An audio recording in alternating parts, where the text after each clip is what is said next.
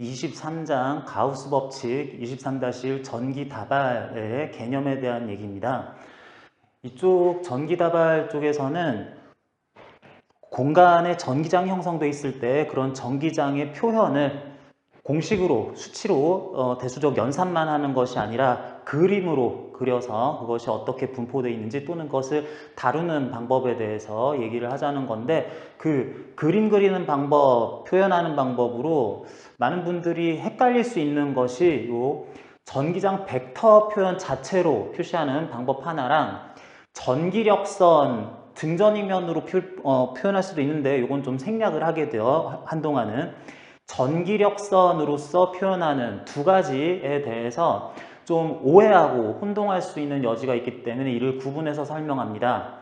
무슨 얘기냐면, 미적분학 책에서든 아니면 우리 그 물리학 교재 할리데이 책이든 어디서든 이 두 가지를 필요에 따라서 섞어서 써요.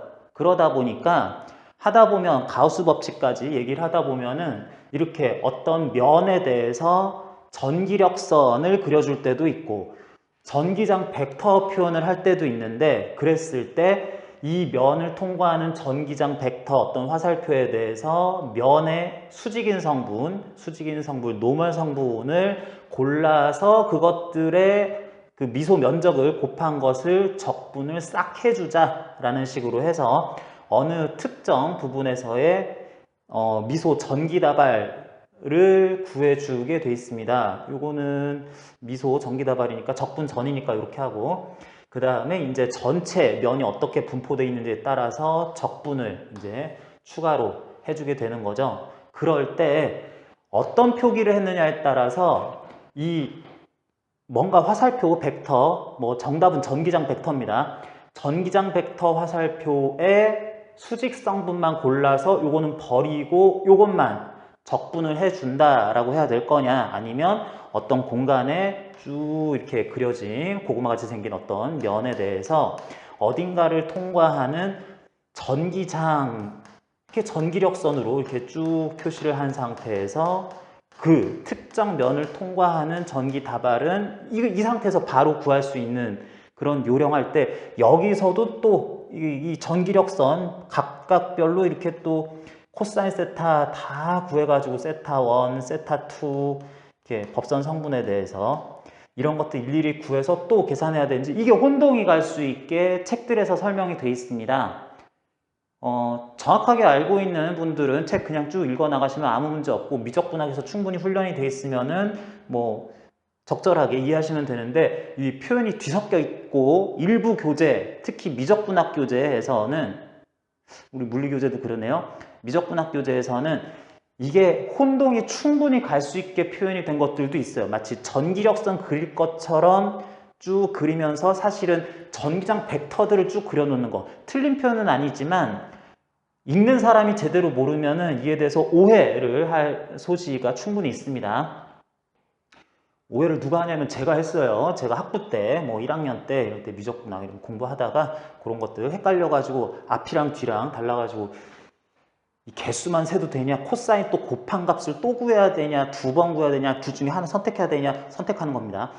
그런 것들이 혼동할 수 있기 때문에 이에 대한 정리를 간단하게 할 거고요. 그게 이제 면적분을 할 때 둘 중에 어떤 표기법을 따랐을 때는 어떤 방식으로 바로 알아낼 수 있는지, 아니면은 식으로 쓸 때는 어떤 방식을 따라야 되는지에 대해서 쭉 정리해 보도록 하겠습니다.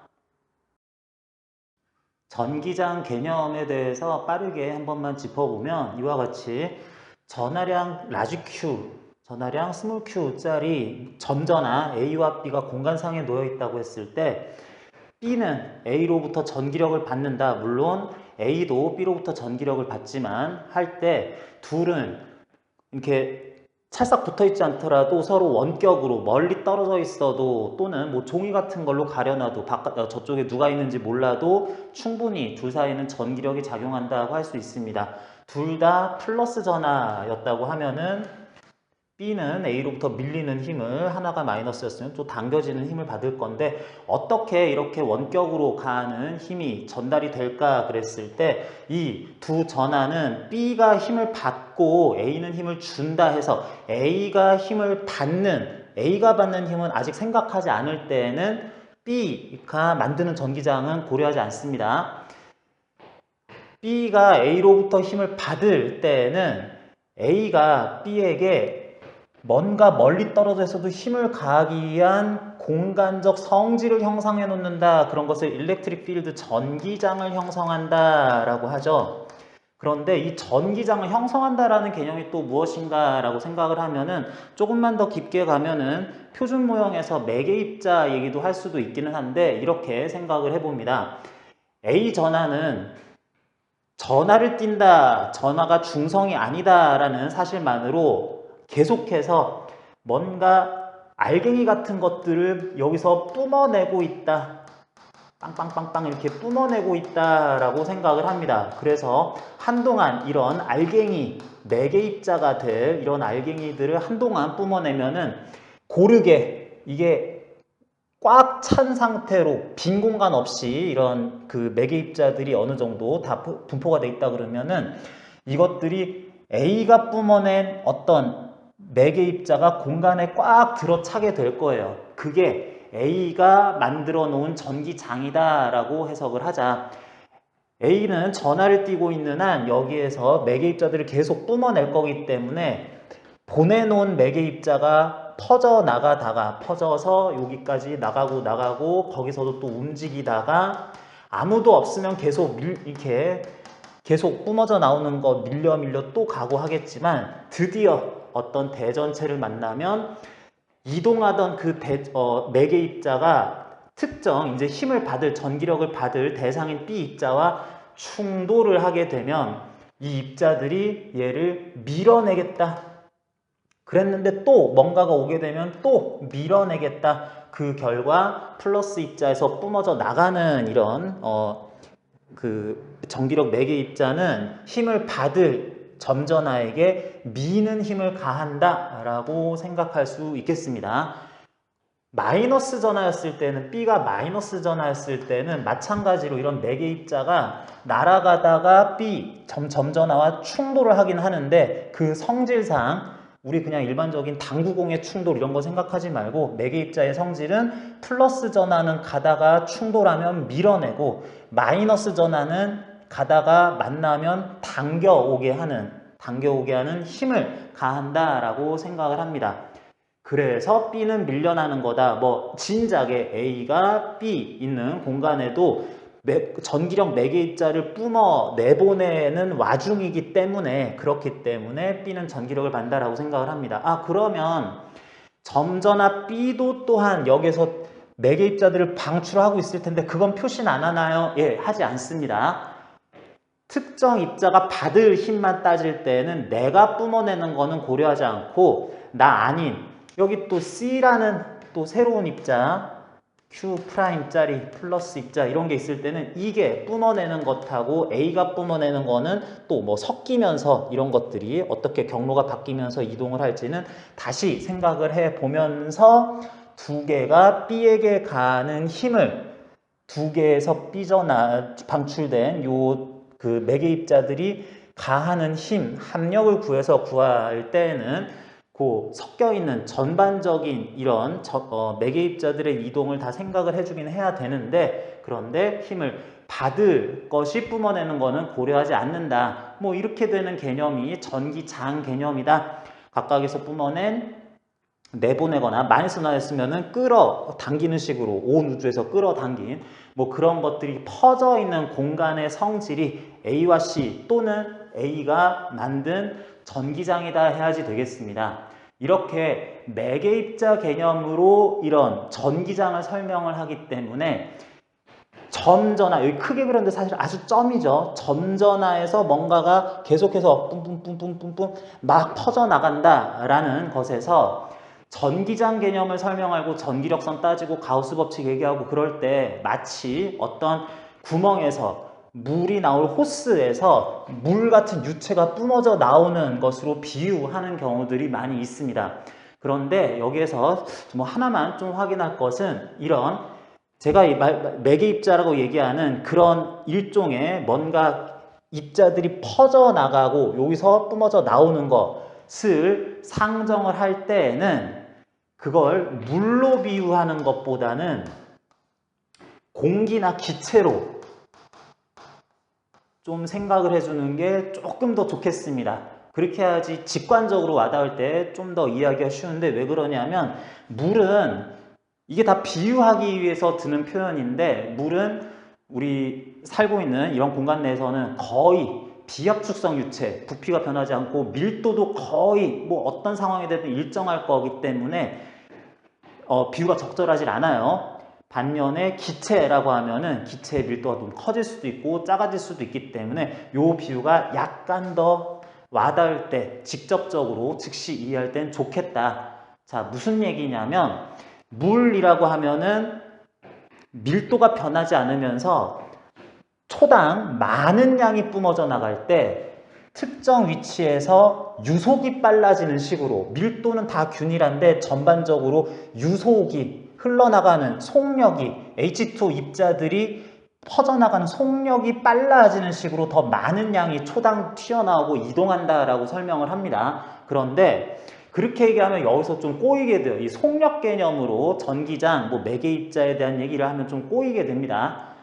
반면에 기체라 그러면은 초당 더 많은 매개 입자들이 여기서 방출될 때, 그거를 기체 입자들의 속도는 매번 일정한데, 매개 입자의 속도는 일정한데 밀도가 더 높게 고르게 모든 부서 빈틈없이 채워져 있지만 이렇게 밀도 낮게 쭉 갈 때에는 단위 면적을 통과하는 양이 적다가 더 높은 밀도로 초당 더 많은 양이 뿜어져 나오기 때문에 어떤 면을 지나가는 것의 개수도 그래서 더 많아진다라는 식의 설명, 그런 것이 이제 기체로 비유하는 게 조금 더 좋기 때문에 라고 해야지 되겠습니다. 그래야 이게 설명이 꼬이질 않게 되고, 그리고 이렇게 설명하는 게 조금 더 나은 이유는 매개입자라고 하는 거, 뭐 전기력의 매개입자니까 광자라고도 할 수 있는데, 광자라고 할 이 매개입자들은 대전체로부터 방출돼서 나가게 될 때 속도는 어떻게 나가게 돼요? 매개입자의 속도라고 할 수 있는 거, 그거 실제로 여기가 공간이 그 진공 공간이라면은 빛의 속도, 진공 중에서 빛의 속도 c 약 3억 미터 퍼 세크, 2992458m/s로 퍼져나가는 걸로 실제로도 속력은 변하지 않고 뭐 어디서든 다 C로 나가게 되는 거지, 밀도가 변한 채로 밀도가 더 커지거나 작아진 상태로서 공간을 메우고 있기 때문에 기체로 대응해서 이해를 하는 것이, 설명이 조금 더 좋겠다라는 개인적인 생각입니다. 공간상에 점전화가 있을 때 요거 따로 있다고 봅니다. 점전화에 의해서 공간에는 전기장이 형성되어 있고 또 다른 시험전화 또는 단위전화 이런 것들이 있다고 했을 때 뭐 플러스 1쿨롱이라고 할까요? 이게 받는 힘을 편안하게 양전화라고 생각을 하면은 Q쿨롱이 있을 때 여기에서 주변에 모든 방향으로 매개입자, 전기력을 전달할 매개입자가 퍼져나가고 있다. 이런 것들이 한번 빵 나왔으면은 시간이 지나면은 좀 더 멀리 가고 새로운 것이 튀어나오고 또 멀리 가고 새로운 것이 튀어나오고 하면서 점차 공간상에는 이런 매개입자, 전기력 전달 매개입자들이 가득 차게 될 거다라고 그랬습니다. 그런 것들이 쭉 오다 보면은 이게 지금 평면상에 그렸기는 했지만 공간상에 있다 그랬어요. 3차원 공간상에서 이게 퍼져나가면 거리의 제곱에 반비례하게 그 매개입자의 밀도가 작아지게 될 거죠.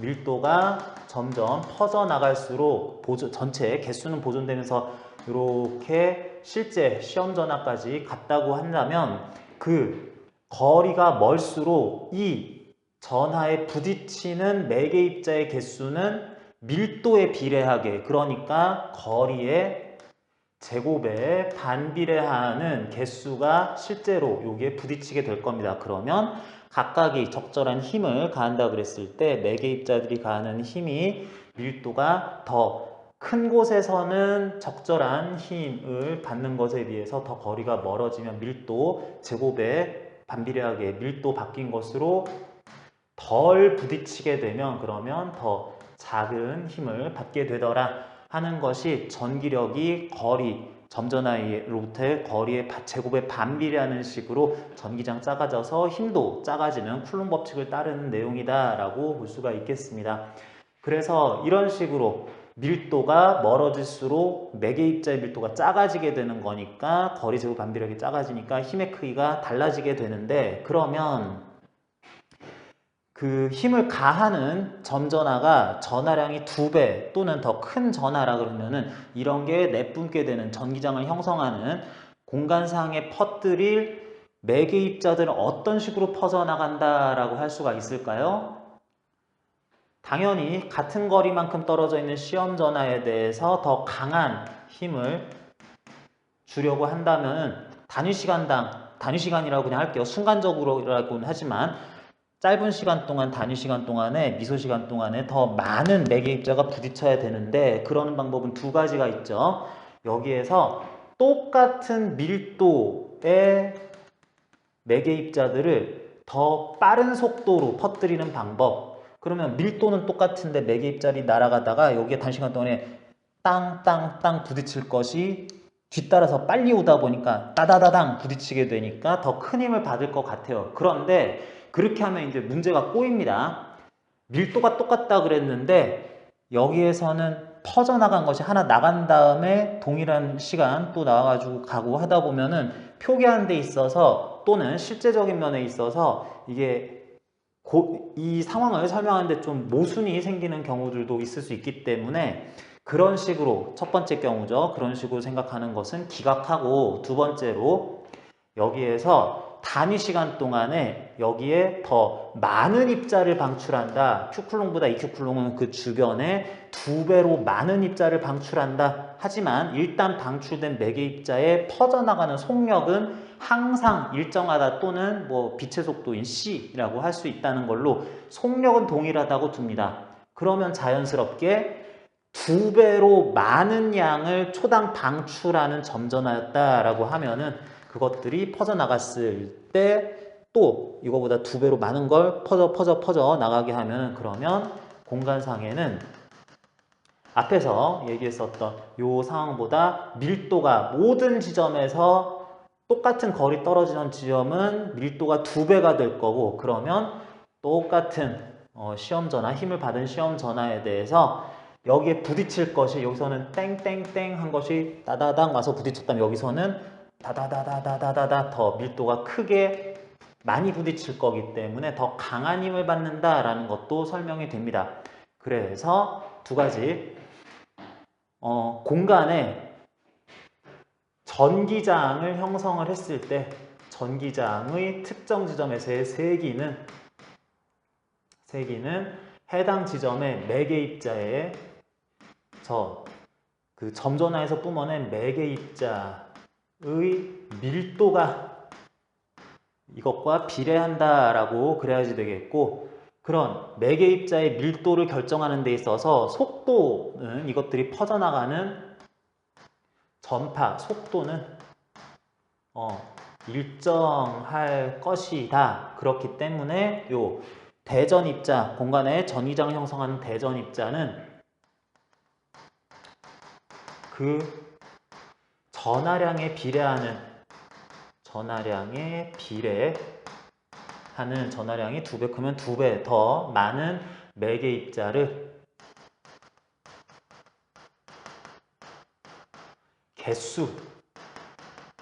매개입자의 개수를 전하량에 비례하게 더 초당 많이 뿜어낸다라고 이렇게 보면서 이제 그런 것들이 특정 지점에서 전기장을 어떻게 형성하는지도 이어서 봅니다. 점전하 Q에 의해서 방출돼서 공간에 전기장을 형성하느라고 매개입자들이 어느 정도 시간 동안 퍼져나가 있는 모습을 모식적으로 그렸습니다. 이쪽은 좀 그리다 말았고요.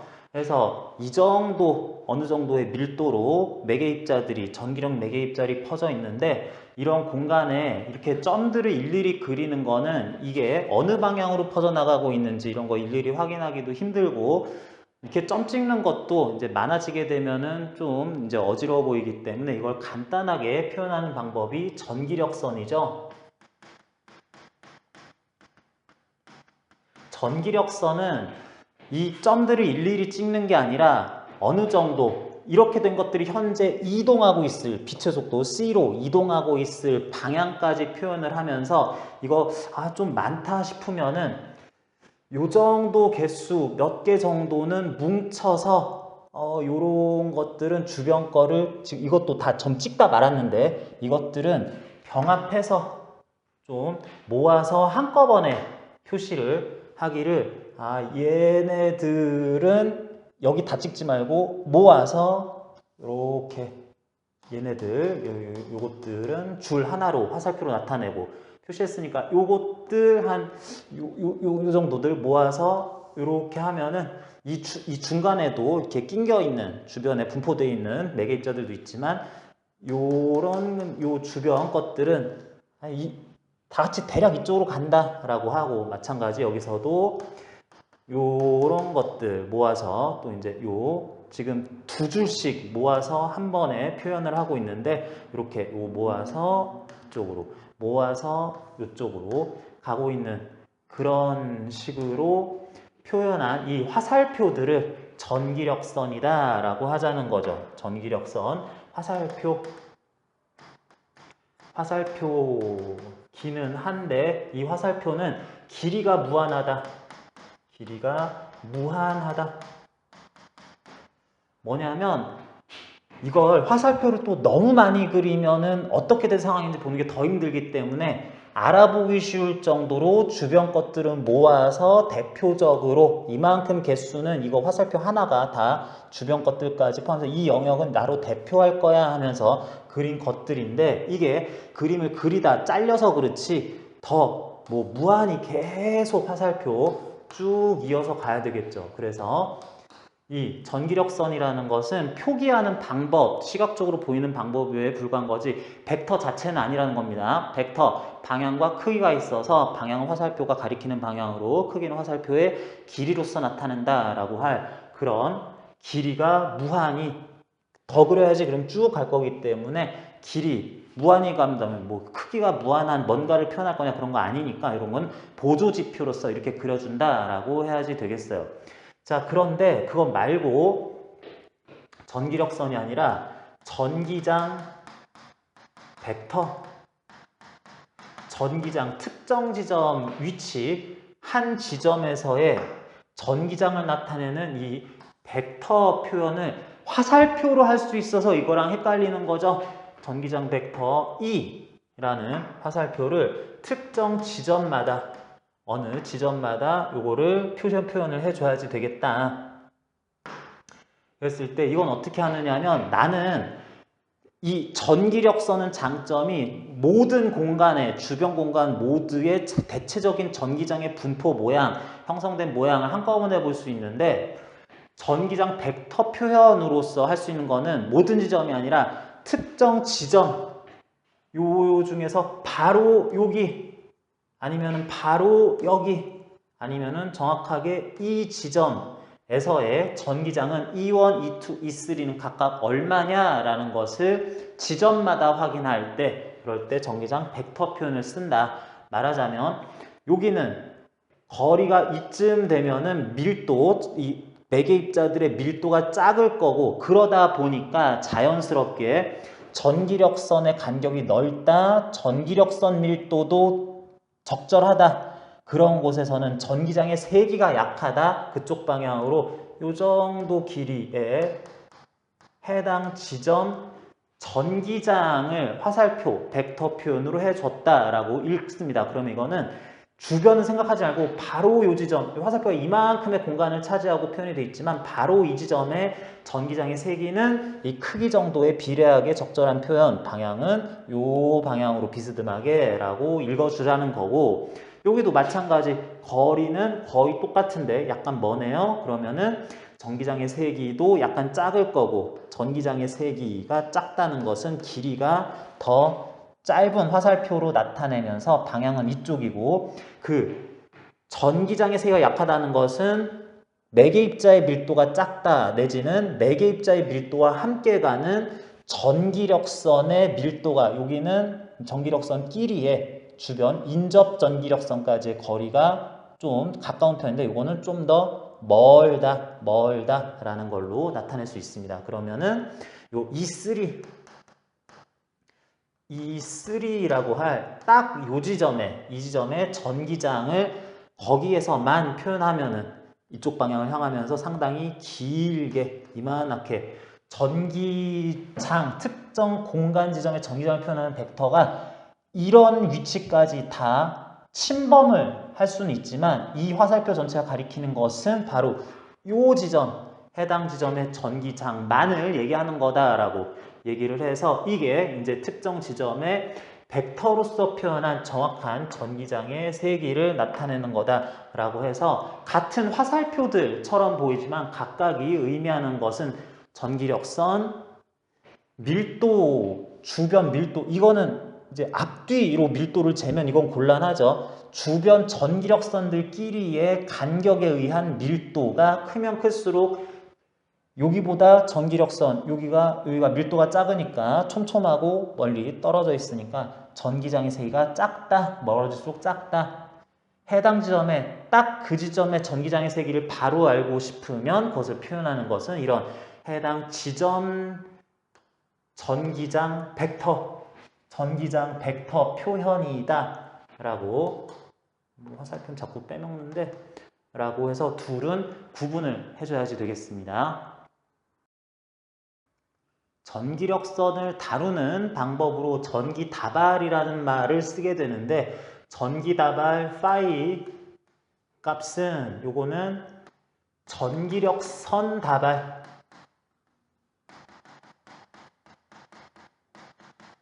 이라고도 하고 다발이라고 하는 순우리말을 한자어로 바꿔가지고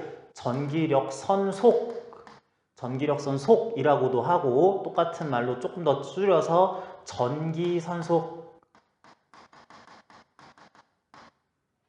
얘기를 합니다. 그래서 여기 다발이라고 하는 플럭스 순우리말을 한자로 바꿔서 쓰는 게 이게 속자가 들어가게 되는 게 전기다발, 전기력선다발, 전기력선속, 전기선속이라고 해서 여기 속자가 들어가서 앞에서 얘기한 게 그런 이유인데 뭔가 이게 오른쪽 방향으로 얼마나 빠르게 지나가는가라고 하는 속력 개념을 떠올리기가 쉬워요. 그런데 여기서 쓴 속자는 그야말로 다발속, 묶을 속자로서 묶음이란 뜻이요. 묶음, 다발, 묶을 속자를 쓰는 거다.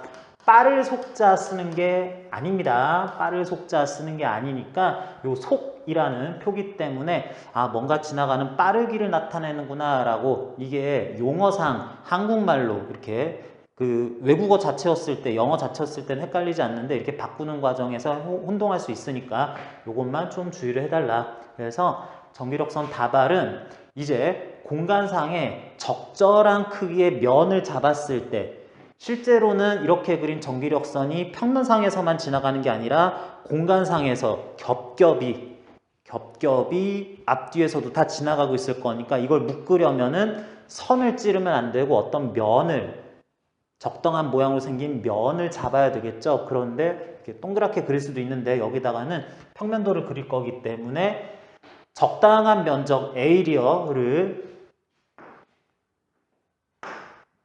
요 정도 크기로 잡아봤다라고 하자.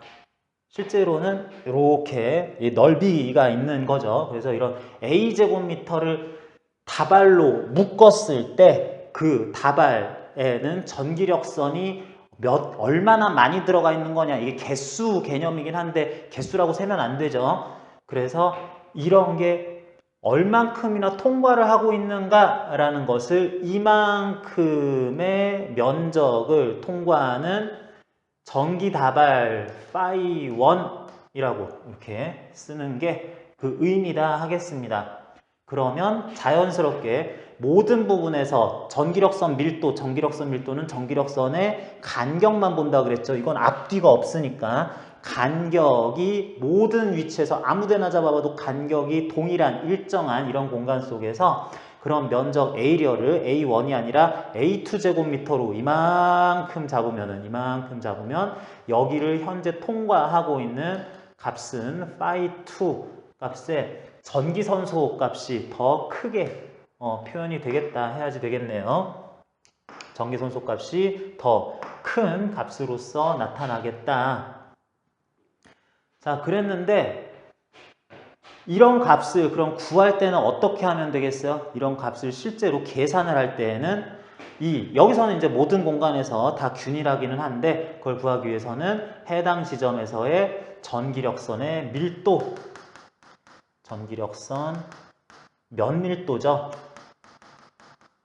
당연히 면밀도 곱하기 내가 원하는 다발을 묶음하는 그 크기 면적으로 하면은 파이 값이 계산이 되겠다라고 이렇게 하니까 밀도가 다 균일할 때는 더 면적을 크게 잡을수록 그 전기력선 값 자체는 전기 다발값 자체는 더 크겠다. 여기서 이제 전기력선의 밀도가 뭘로 표현이 되죠? 전기력선 밀도가 결국에는 요렇게 잡은 공간의 전기장의 세기니까 곱하기 면적 A제곱미터 A 또는 S 쓸 수 있는데 하면은 둘의 곱으로서 나타난다라고 하겠습니다. 그런데 한 가지 또 궁금한 게 그러면 공간에 전기력선이 저렇게 분포가 되어 있는 거 표현을 다 했는데 이 공간상에 내가 예를 들면은 똑같은 이 파이1 잡았던 요 면적만큼을 A제곱미터 에이리어를 이것들이 통관하고 있는데 이거를 이렇게 눕혀서 잡으면은 동그랗게 그려버렸네요. 이렇게 해서 지나가는 거를 이렇게 잡아보면 이렇게 잡는 게 아니라 이렇게 잡으면 어떻게 될까 하면은 그렇게 해서 잡은 전기력선의 개수는 훨씬 줄어들게 되겠죠. 그래서 여기에서도 전기력선 밀도, 전기장의 세기는 모든 지점에서 똑같고 그런 부분에서 면적도 똑같이 해서 이렇게 잡게 되면은 그러면은 다발수가 다른데 이게 어떻게 해서 이렇게 계산하면은 다르게 표현이 될까? 그럴 때 단순히 밀도 곱하기 면적만 하면 되는 것이 아니라 그런 전기력선들과 내가 잡은 이 면의 법선과의 각도 해도 되고 전기력선과 면 사이의 각도 해도 되고 그거 따라서 이제 코사인 사인은 조금 달라질 수가 있는 건데 예를 들면은 요 면에 대해서 전기력선 향하는 방향사의 각도를 세타라고 이렇게 한다면은 요 각도를 세타라고 했으면은 여기다가 곱하기 사인 세타 해줘야지 되겠다. 이 법선과 그 면에 대해서는 보통 그 면의 법선의 방향이 중요하니까 법선으로부터 전기력선 방향 사이의 각도를 파이라고 한다면은 요건 사인 세타 대신에 곱하기 코사인 파이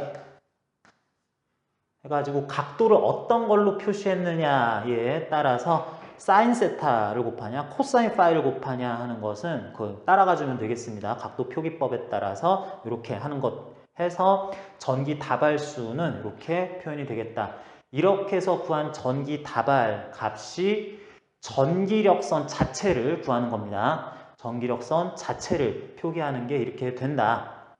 그래서 이런 그 각도만 조금 달라지게 되면은 파이는 E 전기장의 세 곱하기 A 곱하기 이렇게 코사인 또는 사인 곱으로 나타나는 것이 특정 지점에서 적어도 그 주변에서는 균일한 밀도 또는 평균 밀도로 나타낼 수 있는 평균 전기장의 세기가 나타냈을 때는 이렇게 공식으로 쓸 수 있는 것에 시각적으로는 그냥 면적 이렇구나 그냥 여기를 통과하는 거 개수 센다 그게 크냐 작냐 이게 누웠더니 작아졌네 하는 것을 전기 다발 전기선소 값을 구했다고 할 수 있고 이게 한없이 누워버리면 면적을 이런 식으로 잡아버리면은 통과하는 게 하나도 없으니까 현재 여기 전기장의 세기는 0이 아니지만 이 지점에서의 전기 다발은 제로라고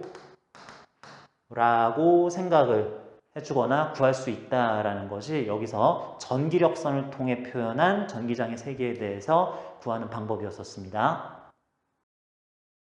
똑같은 전기 다발, 전기 선속을 구할 때 표현을 이렇게 전기력선으로 해주면 되게 편안합니다. 이렇게 할 때는 다시 어떤 공간 특정 지점에서 전기 다발 한번 구해보자 하면서 이 정도 크기의 면적을 통과하는 요 정도 크기의 면적을 통과하는 그런 전기 다발 세보자 뭐 하나 둘 셋 넷 다섯 개 뭐 그 근처 다섯 개쯤 하는 것에 비례하는 값이 파이 값이 나오게 될 거예요. 그런데 요 공간을 여기다가 그대로 한번 다시 그려볼게요. 여기다가 똑같은 전기장의 모습을 그리기는 할 건데 그 모습을 전기력선 가지고 그려볼 겁니다. 전기력선 가지고 그릴 때는 내가 관심 없는 데는 그냥 생략해놔도 돼요. 그러는데 나는 요만큼의 면적, 여기쯤이죠? 여기쯤에다가 요 정도 되는 면적으로 통과하는 이 내부에 전기 다발을 한번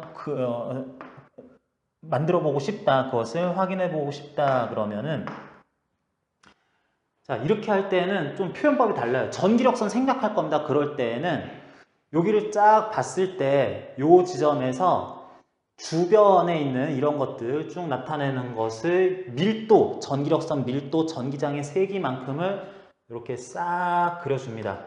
적당한 세기의 밀도가 있다 그러면 이렇게 그려주는데 이 지점은 이 정도 크기, 3개의 전기장이 형성되어 있다 치고 근데 여기 말고 조금 면적이 크다 보면은 아 이거 하나만 그리면 좀 허전한데 아주 미소 면적은 아닌데 싶으면은 여기다가도 한 번 더 그려주고 너무 면적이 좀 남는데 싶으면 여기다가도 또 그려준 다음에 이것들에 의한 전기 다발 값을 구해준다 라고 해야 되겠어요. 이게 말이 조금 어렵네요. 다시 여기 보면은 동일한 면적이라고 치고 동일한 면적에 전기력선으로서는 5개 정도가 통과를 하고 있는데 여기다가 세로 그릴 때 아 나는 좀 특정 지점에서 전기장을 나타내는 화살표로 이렇게 화살표 그렸더니 좀 허전해. 그럼 여기에다가도 좀 그려주고 여기다가도 그려주고 하는 식으로 나타내는 걸로 본 다음에 이건 이 전기력선 개수를 세는 것이 아니라 전기장을 표현하는 벡터 개수를 전기력선처럼 개수를 세는 게 아니라 그냥 이런 개념으로 적당히 한번 그려봤다라고 할 겁니다. 자, 단위 면적, 미소 면적이라고 할 때 이게 유용해져서 그러는데 적당한 크기라고 했을 때는 전기력선 가지고 표현하는 게 더 좋을 수 있어요.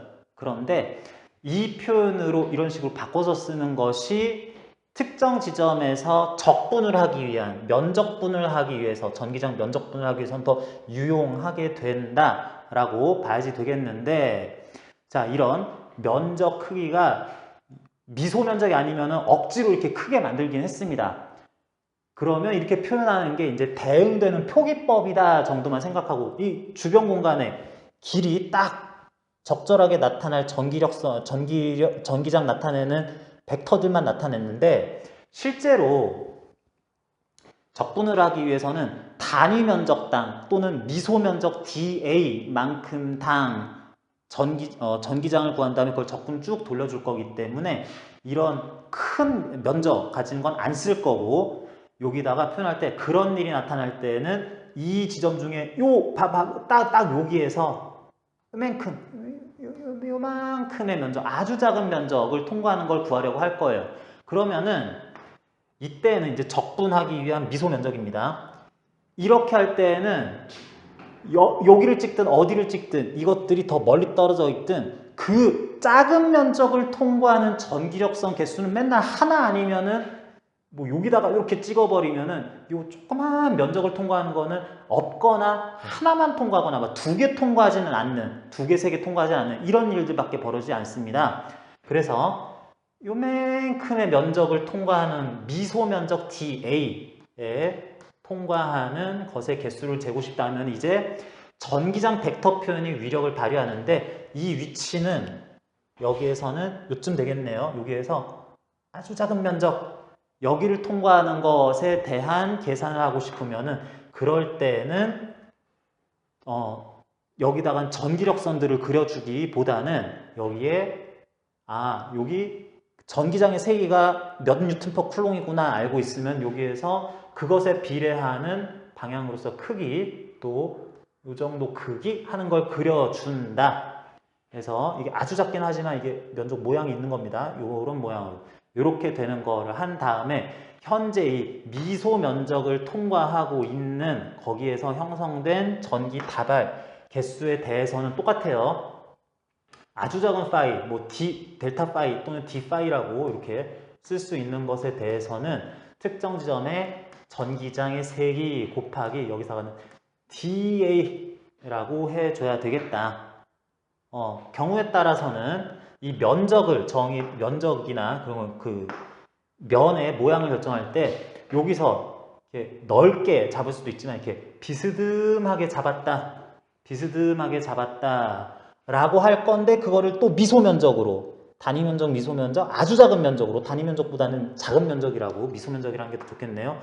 그렇게 했을 때는 여기에서 그 면을 요 위치 그 중에서 너무 커 작게 이렇게 한 거를 방향은 이때 이 정도 되는 이렇게 되는 법선 방향이 이쪽이면서 이렇게 된 아주 작은 점으로 환산을 한 다음에 그 지점에서 또 지금 거기에 형성된 전기장 벡터 세기 밀도는 똑같으니까 이것도 똑같이 그려줍니다.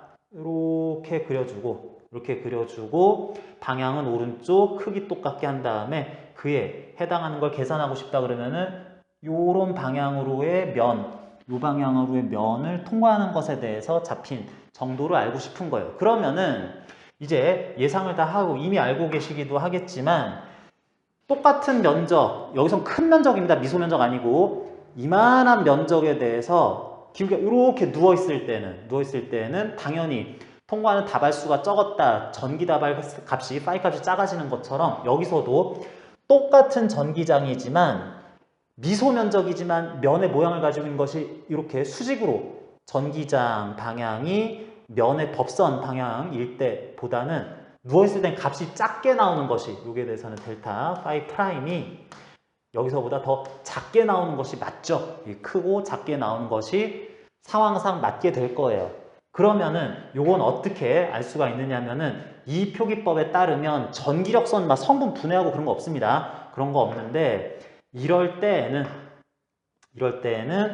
그 분해한 성분들을 각각 그려줘서 여기 전기력선이 있는데 이 면에 법선 방향 성분과 면의 나란한 방향 성분으로 이렇게 분해를 해준 것 중에서 요것만 취해서 DA 미소 면적에다가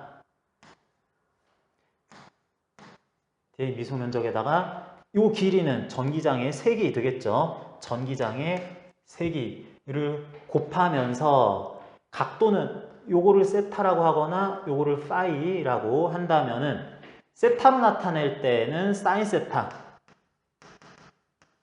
파이로 나타낼 때는 요거 대신에 코사인 파이 값을 구해주는 게 요 미소 면적을 아주 작은 면적을 통과하고 있는 거기를 지나가고 있는 그 전기 다발 값을 구하는 방법이었었겠다.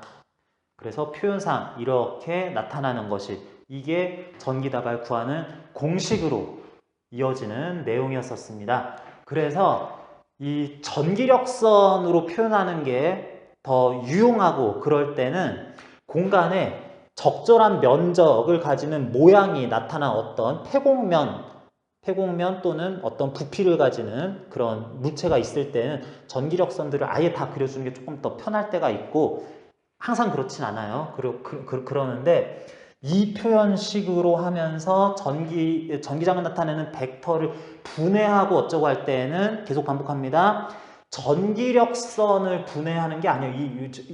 이 전기력선을 이쪽 방향 성분, 이쪽 방향 성분 이렇게 해가지고 막 이렇게 분해하고 전기력선은 이렇게 분해할 수가 없습니다. 길이가 무한하기 때문에 하는 게 아니라 전기장을 나타내는 벡터를 분해한 것 중에 이렇게 면의 수직인 성분만 따다가 요거는 버리고 요 나란 성분은 버리고 법선 방향 성분만 따다가 적분을 이제 해주면은 미소 면적인데 그런 미소 면적들 이렇게 둘러싸고 있는 어떤 면들 그 지점에서 고구마같이 생긴 이 면을 따라서 면적분 쭉 해준다든지 이게 전체적으로 면만 있든지 아니면 이게 닫혀 있든지 하는 것에 대해서 전기 다발, 소위 밖으로 빠져나가는 정도를 표현하는 것은 이런 공식으로 나타나는 것 둘을 서로 섞어서 이거 막 이렇게 분해하고 그러고 있지 말라는 뜻이었었습니다.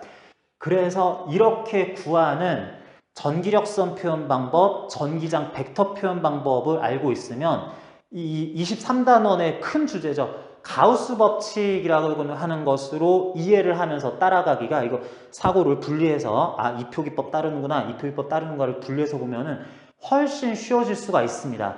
그러면서 한 가지만 더 얘기하면은 그렇게 해서 구한 이 의미 있는 전기 다발이라는 것은 무엇이냐? 이 전기 다발이 최종적으로 표현하는 것은 어떤 면을 빠져나가는 단위 시간당이라고 해야 되는데 빠져나가는 단위 시간당 매개 입자의 개수, 입자의 개수 같은 개념이다. 이렇게 생각할 수 있습니다. 이 면에 대해서 이런 방향으로 매개 입자들이 꽉 차서 적당한 밀도가 가지고 흘러가다 보면은 결국에는 요 면을 통과해서 빠져나가는 것, 면이 누워있으면 더 적어질 것이고 면이 수평으로 돼 있으면 그 면을 지나만 스쳐만 가지 여기를 통과해서 빠져나가진 않으니까 파이 값이 크다, 작다, 없다, 제로 값이다 라고 하는 것이 면을 빠져나간다 또는 통과하는 그런 매개 입자의 개수라는 표현이고, 그러다 보니까 미소 면적에 대해서는 이거를 다 커버하는 면적을 그리는 게 전기력선에서는 좀 부적절하고 잘 안 보이니까 미소 면적으로 따질 때는 요 면, 요렇게 생긴 누워있는 면을, 조그만 면을 빠져나가는 건 초당, 뭐 단위 시간당, 아주 작은 시간당 몇 개라고 할 수 있는 거냐에 대해서 이런 방향으로 C라는 속도로 지나가는 입자들이 있는데요 라고 그랬을 때 거기에 대해서 면 따라서 이렇게 지나가는 건 빠져나가는 게 아니니까 이쪽으로 나가고 있는 그 모습을 나타낸다 그랬을 때 이게 속도가 아니에요. 속도라고 생각하면 좀 곤란해진다 그랬는데 이런 방향으로 일정 속력으로 지나갈 때 통과하는 비율, 개수는 이런 만큼의 성분에 해당하는 것이다 라는 식으로 생각을 해줘야 된다라고 하는 거. 전기장을 표현하고 가우스 법칙까지 가는 과정에서 순간순간 헷갈릴 만한 것들, 요거 개념 정확하게 정립하기 위해서 좀 길게 설명을 했습니다.